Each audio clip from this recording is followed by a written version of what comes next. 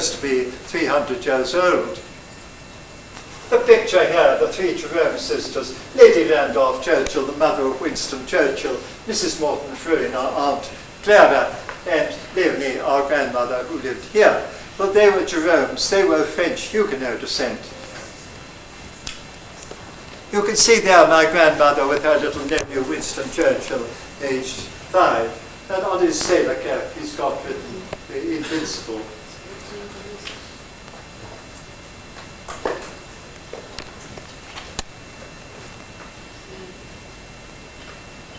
By far the oldest thing in the house is the mantelpiece. It's by Andrea della Robbia.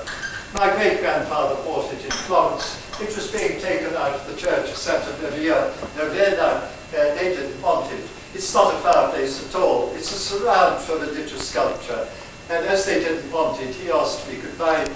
He thought it would make a lovely mantelpiece to my new house. And so he bought it, and there it is. Well, it's 500 years old. It dates from 1490. And so it's by far the oldest thing in the house. Tinting it. Everything on it means something, according to Chinese experts. It's all symbology.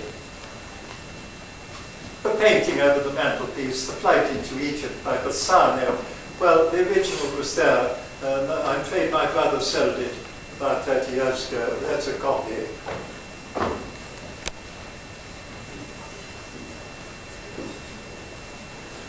This is Lady Randolph Churchill's going away parasol, going away after her wedding. She took my mother and my mother's sister as her ladies-in-waiting, as it were. My mother said it was the most extraordinary scene. In the Imperial Palace in Peking, they were ushered into this vast hall by eunuchs, all dressed in yellow silk robes.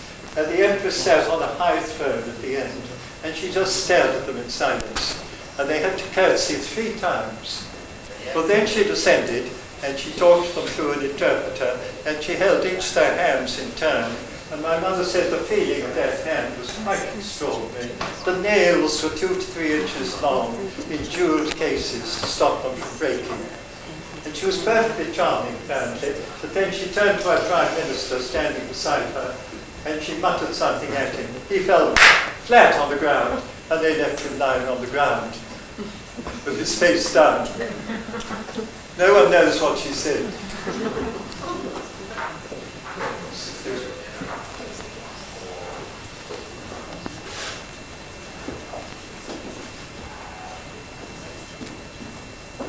This head here is Paderewski, a famous pianist, perhaps the greatest pianist there's ever been. Later he became president of Poland. When he came to London as a young man, quite unknown, and my Aunt Jenny was a great pianist in her own right, so they used to play duets together. We've got a lot of her music books. She had them all bound. Jenny Spencer Churchill, her initials there, and inside her book plate, Jenny Spencer Churchill. We've got about 20 of them, but most of Wagner, Beethoven, Chopin, and she had them all bound. Well, she said to him,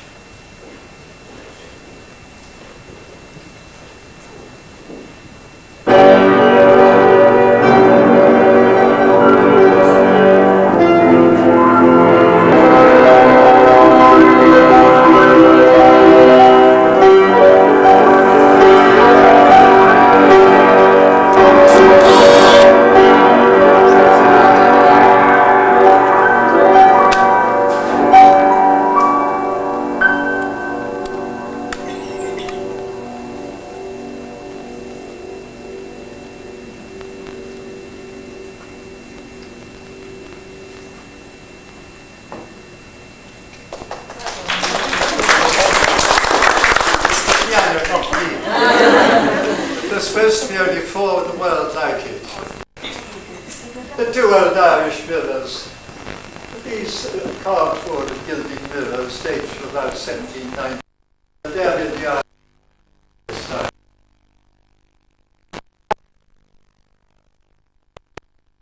This original copy, as you can see, and it dates from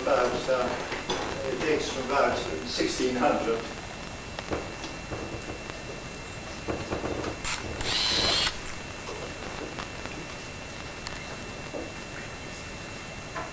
This old Italian cabinet about 1600. It's got a secret hiding place for jewels in it. As children, we were determined to find it, and in the end we found it, but it was quite empty. We thought we'd find diamonds and pearls.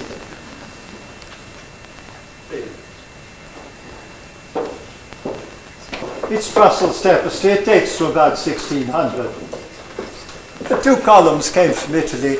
Each column is a single piece of marble.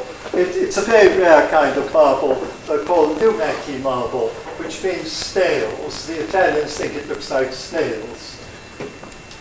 Well, the painting there was painted by my great-grandfather. He was an artist. He painted it in the Black Forest in Germany. The nun is saying to the German peasant children, "Children, Christ died for you."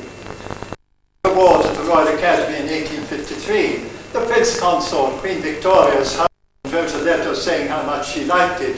Of course, how much he liked it. He was German, Prince Albert of Saxe-Coburg, and that's his idea of what German to be like. And the letter was pinned on the back, and that's why they liked it.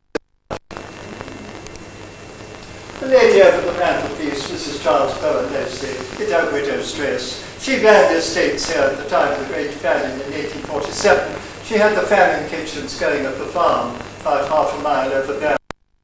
You can still see the iron cauldron where they cooked the soup for the poor people who came from the mountains. She also built the wall around the park, which runs about 4 miles. She also built the road from Petticoat to Loch Derg to enable the pilgrims to get to St. Patrick's Purgatory, which is used to this day, actually. That's her daughter, Lady Constance, who married the man who painted that picture there, our great. She died in 1927, and as I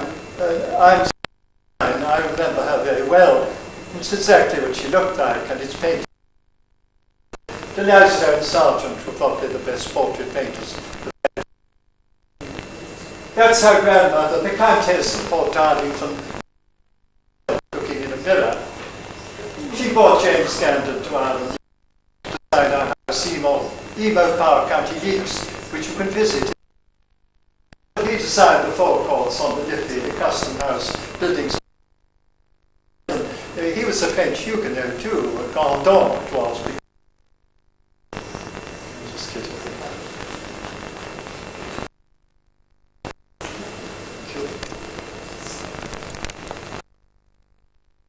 18 years old, but they still work perfectly well. And then we draw them. And they've just been relined.